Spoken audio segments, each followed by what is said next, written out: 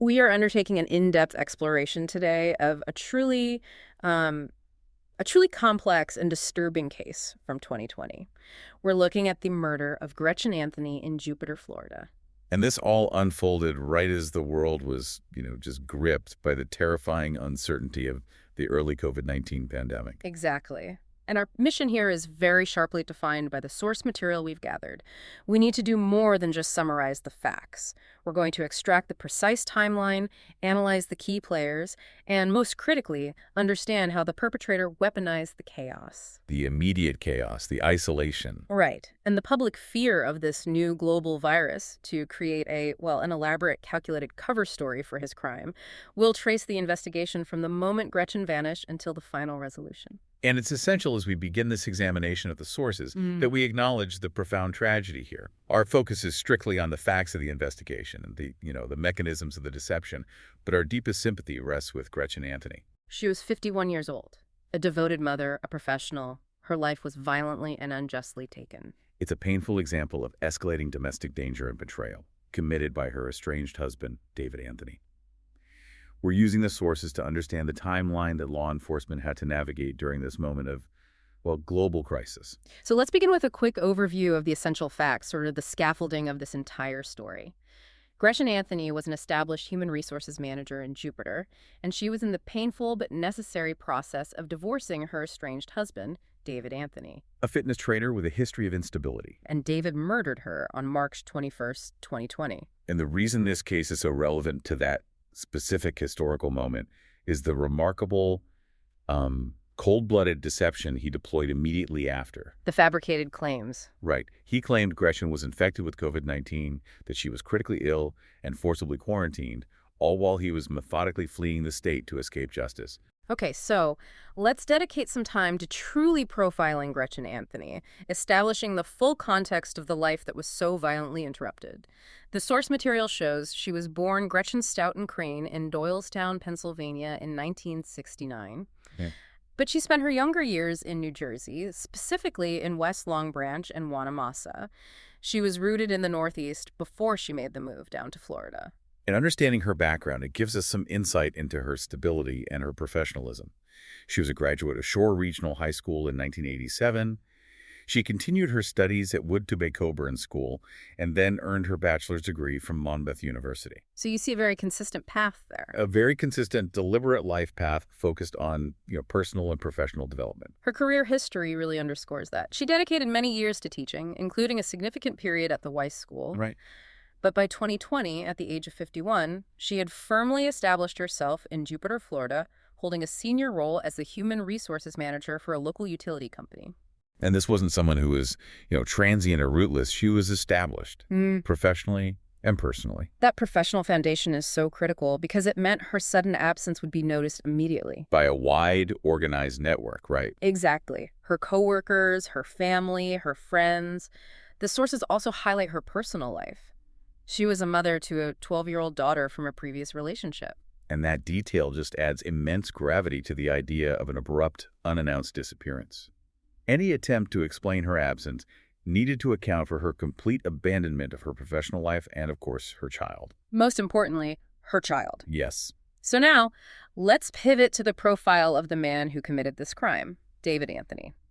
He was also known by his original name, David Anthony Deutsch. He worked as a fitness trainer. The sources indicate their paths crossed at a gym where he was employed. They married in Las Vegas in March of 2015. And the information you've compiled about David's history, it suggests a pattern of instability that long predates their marriage. And it certainly predates the events of 2020. It does. Our sources detail a specific and frankly bizarre incident where he served a brief jail stint for holding up a Blockbuster video store. A Blockbuster? Yes, and astonishingly, he reportedly used a squirt gun during the commission of that crime. A squirt gun? That isn't just a troubled past. It suggests really erratic behavior, a distorted view of risk and consequence, even early on. In that pattern of volatility, it just continued right up to the murder. Professionally, he was highly unstable in the years leading up to 2020. She lost his job in 2017. Okay. He was briefly rehired in 2020, only to be fired again shortly after. This job volatility, paired with his prior history, It led to some very clear warnings. It certainly did. What the sources reveal is that David's manager at his fitness job actually recognized the danger he posed. Which is a key piece of testimony. It is. The manager explicitly warned Gretchen to stay away from him. And Gretchen herself, recognizing the threat, reportedly responded by acknowledging the severity of the situation. She just stated simply that David was crazy. Right, and that shows her awareness of the danger, even if she couldn't fully escape it in the end. That brings us to the most direct context for the crime.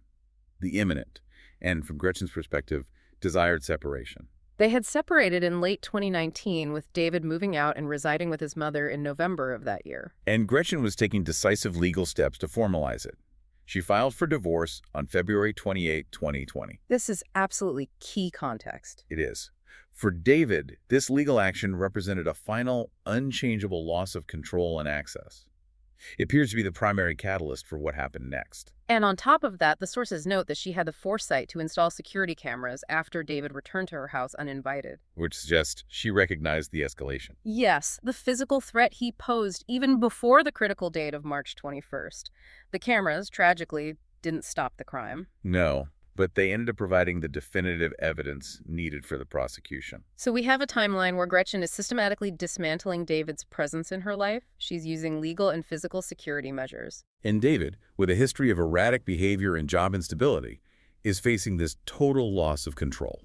That sense of mounting pressure is crucial when we look at the external factor that then enters the picture, the COVID-19 pandemic. To truly analyze the cover-up, we have to immerse ourselves in the environment of mid-March 2020. This wasn't just a news event. Yeah. It was a societal breakdown of routine and certainty. The World Health Organization declared the COVID-19 virus a global pandemic just over a week before Gretchen's murder. That timing is profoundly important. You have to think back to those few weeks. Schools were closing, businesses were suddenly shuttered, supply chains were freezing up. The prevailing atmosphere was one of intense, just amorphous fear. And David Anthony viewed this global upheaval through a pathological self-serving filter. Indeed, what the sources document is disturbing. David immediately interpreted the unfolding crisis as an end-of-the-world prophecy. And that elevated his inherent instability into something far more dangerous. It gave him this massive global canvas to project his personal delusions and paranoia onto. He saw chaos, and he saw opportunity. His initial attempt to act on this paranoia was to try and regain control over Gretchen. He unsuccessfully attempted to convince her to travel with him to Costa Rica. His rationale was explicit, right? He said they needed to escape the pandemic by fleeing the country. Right. And when she refused to join him in this delusional flight, that refusal seems to have been the final trigger for the violence. It moves the narrative from just erratic behavior to criminal premeditation. Absolutely. He wanted to force her cooperation in his escape fantasy. And when that failed, the ultimate rejection of his plan, he shifted to a plan that involved removing her entirely. And it's vital we detail the critical legal incident that occurred just days before the murder. It demonstrates his escalating disregard for any rule or authority. Just 1 week prior, on March 15, 2020, David was reported for a disturbing incident following teenage girls at a mall. And this specific confrontation led to his arrest. When police apprehended him, he reacted violently. He was charged with resisting arrest with violence after he slammed a car door on the arm of a responding officer. That detail-resisting arrest with violence is a huge red flag. It should have stopped him from being on the street. Yet, he spent just a few days in jail. He managed to post $3,000 in bail and was released 3 days before Gretchen's murder. And here's the detail that links directly to his later flight.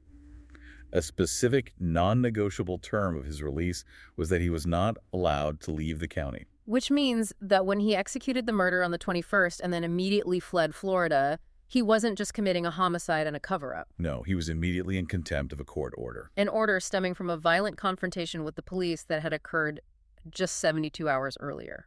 The legal system attempted to contain his volatility, but he completely ignored the constraints placed upon him. That combination, extreme personal instability, facing an immediate irreversible divorce, a delusional Armageddon mindset, and fresh legal charges, it all created a perfect storm. The pandemic didn't cause him to be violent, but the fear and confusion it generated absolutely provided the template for the concealment that followed.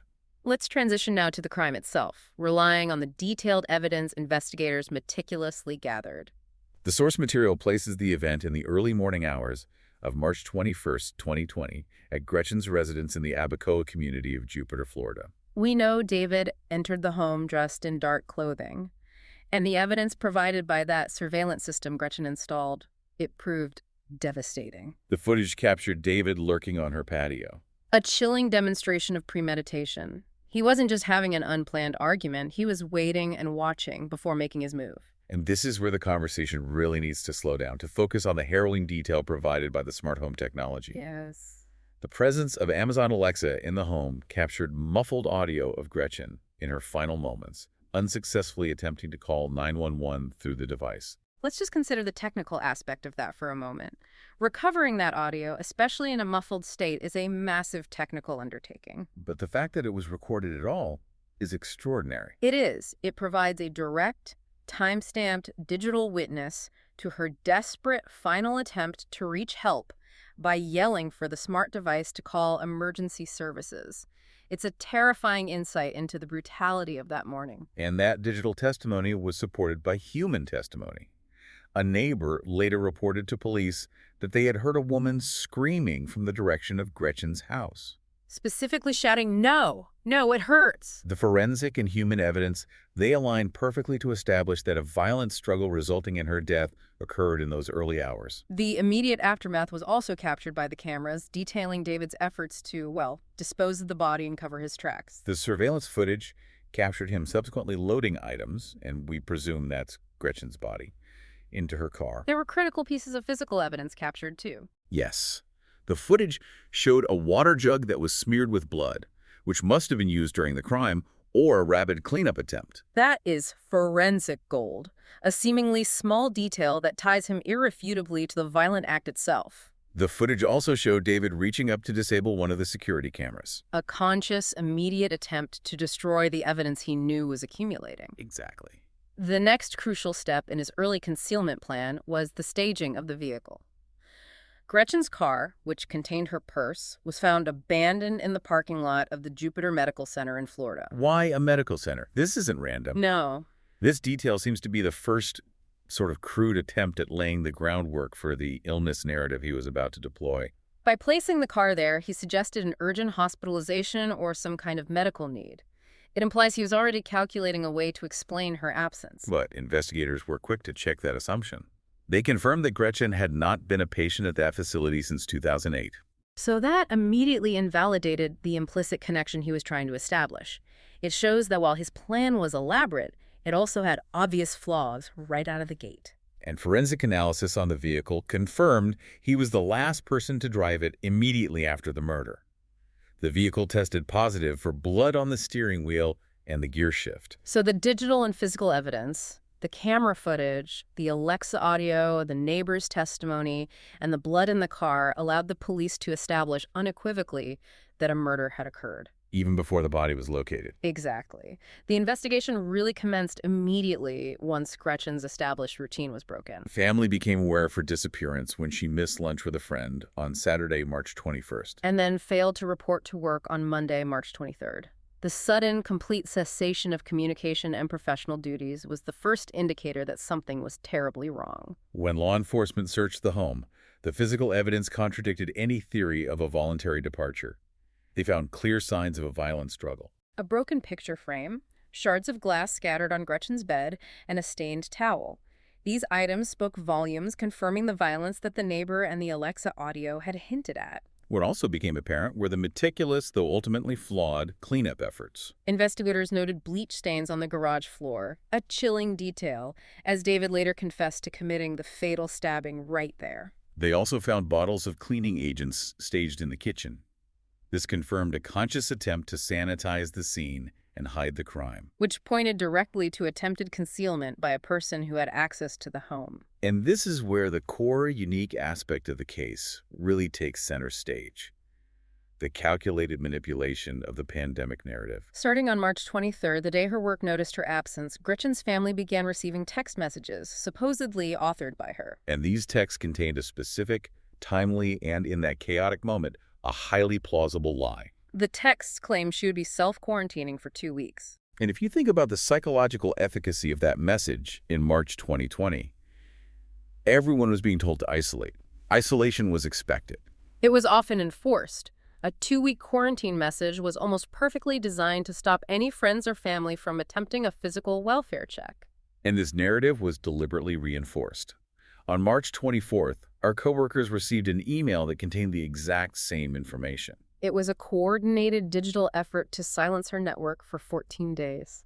It provided David with a critical head start. It was a classic example of criminal opportunism, using the biggest public health crisis in a century as a private shield. But when law enforcement finally contacted David directly, the deception shifted from plausible to, well, preposterous. He doubled down on the lie, but he made it so elaborate that it instantly raised suspicion. He claimed Gretchen had become infected with COVID-19 and was receiving specialized intensive treatment at a Centers for Disease Control and Prevention, a CDC facility in Belle Glade, Florida. And this detail became a rapid point of failure for his entire story. Why did it fail so quickly? Because police could immediately confirm that no such CDC treatment facility existed in Belle Glade or anywhere nearby. His attempt to lend institutional authority, the CDC, to his fantastical story was his undoing.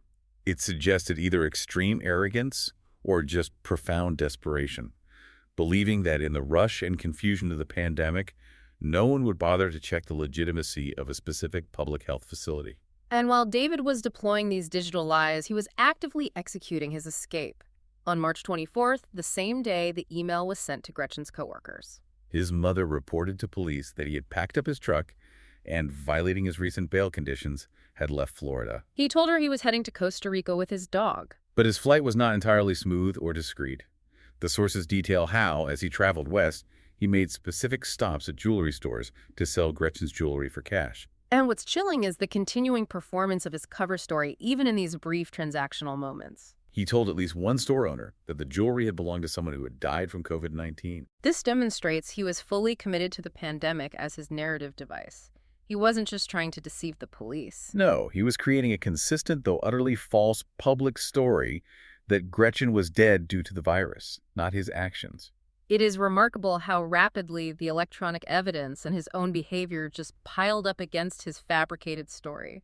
David might have thought he had successfully utilized the confusion of the pandemic to gain a substantial head start. But the constant electronic trail left by both his and Gretchen's cell phones provided investigators with an unassailable map of his movements. And that completely contradicted his claims that Gretchen was either alive or that she had died naturally.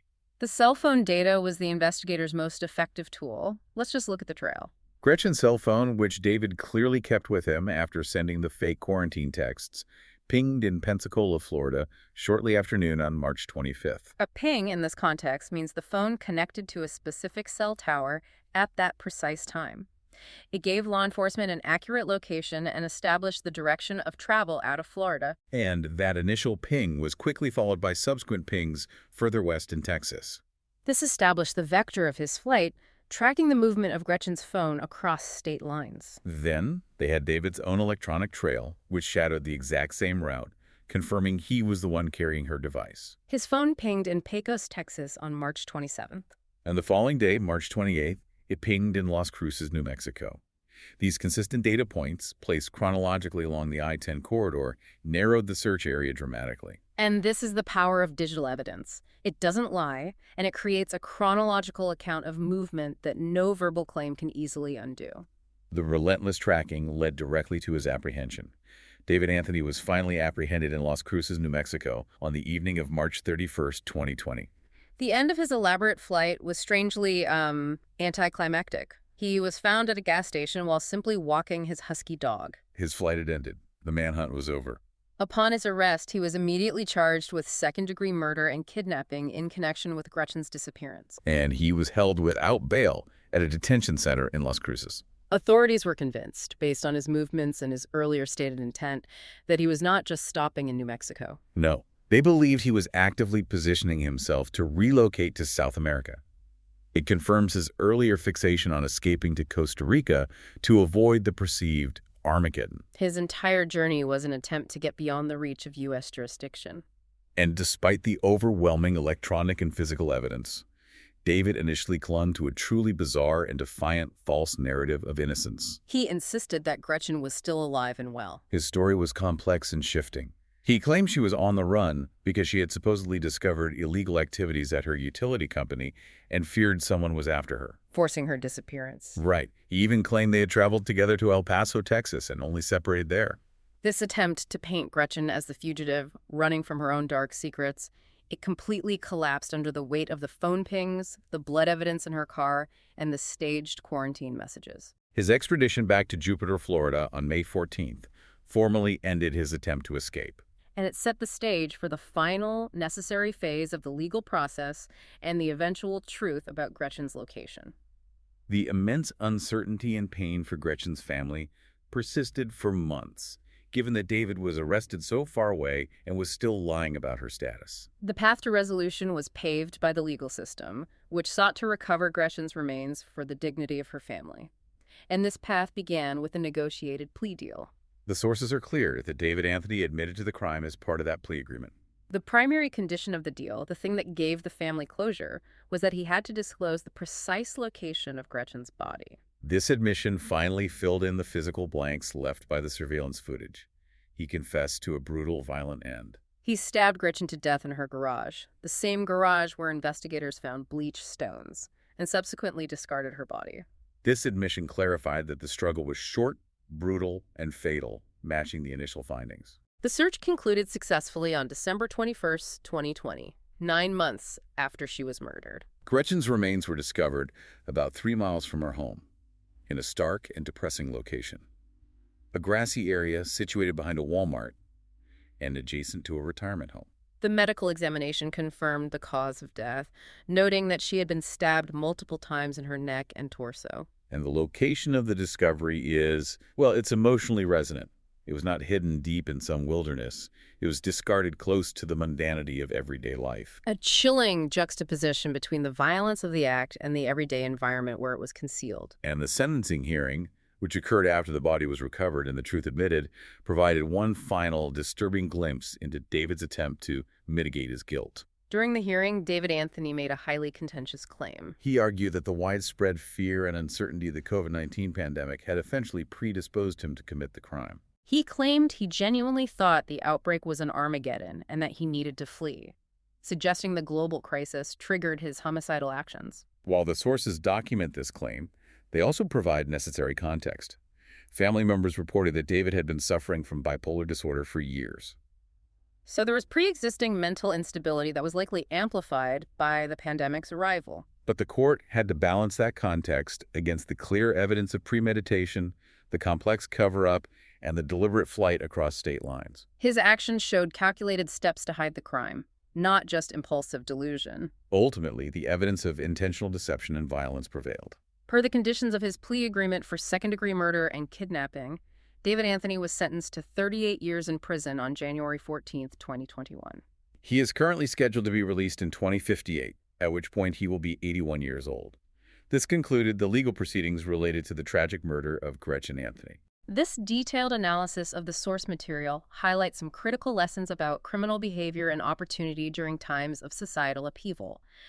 What stands out is the horrific speed of the crime, the immediate sloppy cleanup efforts, and David's absolute reliance on the COVID-19 pandemic to manufacture a seemingly plausible but entirely false explanation for a disappearance. This case is a profound lesson in criminal opportunism. David Anthony recognized that the universal expectation of isolation and quarantine in March 2020 was a perfect operational environment for his crime. His calculated use of fake texts and emails claiming quarantine, it bought him critical time. It did, because people were conditioned to accept an abrupt, isolated cutoff of communication. The lie was effective precisely because it slotted perfectly into the public paranoia of the moment. So if you, the person reviewing this material, are looking for the central insight, what's the connection? What should we take away from this factual examination? The insight is the importance of scrutiny, even during periods of widespread panic. The knowledge gained from this factual examination underscores the need to recognize highly unusual or specific behaviors, such as the bizarre claim of hospitalization at a non-existent CDC facility, even when society is functioning under extreme stress. The pandemic was a time when total isolation was common, but this tragic story proves the vital importance of questioning narratives that seem to perfectly explain an abrupt total disappearance. The truth, in this case, was spoken not just by the concession, but by the irrefutable digital evidence that ultimately demonstrated the limits of using a public health emergency as a private shield for malicious, premeditated acts. A necessary and painful exploration of these sources. Thank you for taking the time to review these details with us. Thanks for listening.